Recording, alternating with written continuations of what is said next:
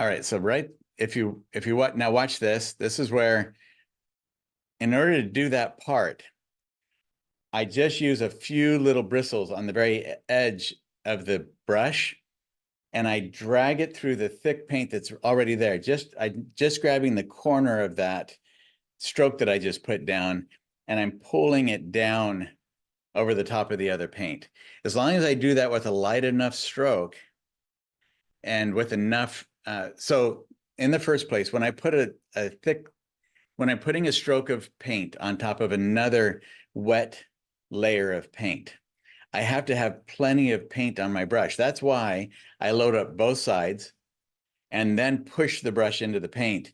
So I make sure that on the edge of that, I have a lot of paint on there. That doesn't, now, when I say a lot, that's kind of relative. And so it might not be a lot to some people, but I have enough that when I lay the stroke down, it's not going to, it has enough that it can lay that on top.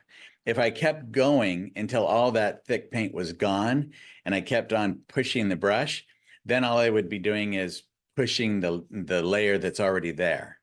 As long as I have enough paint on my brush, then when I brush that across, and I'm usually pretty close to a parallel, to the stroke, to the layer, to the paint surface, so that I'm just pulling it, and the tooth of the wet layer of paint that's underneath it is actually pulling that paint off the brush. I'm not pushing as much the paint off the brush as I am letting the other paint pull the new paint off.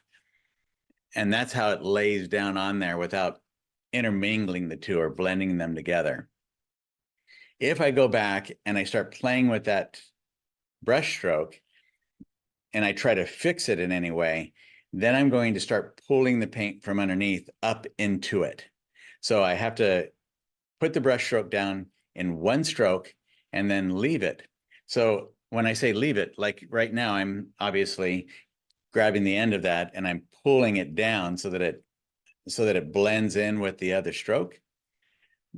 But that's exactly what it's doing. I'm pulling it, and then it's going to start blending it with the paint underneath it.